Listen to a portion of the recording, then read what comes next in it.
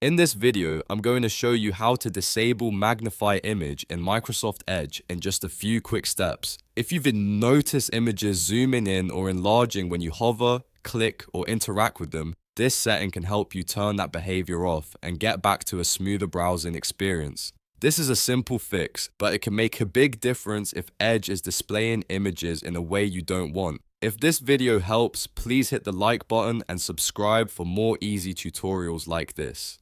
Let's jump right in. First, open Microsoft Edge on your computer.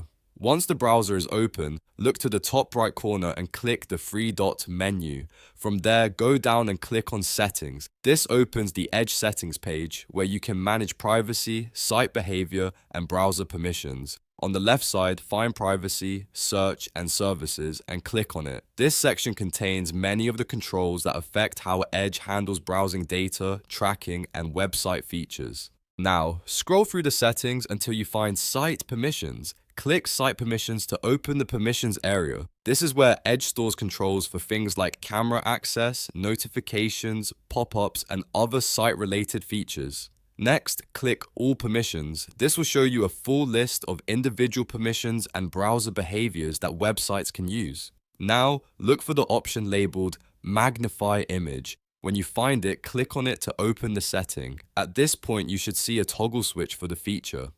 To disable it, simply turn the toggle off. Once it's off, Edge should stop using the Magnify Image behavior on websites where that setting applies. After that, you can close the Settings tab and return to browsing normally.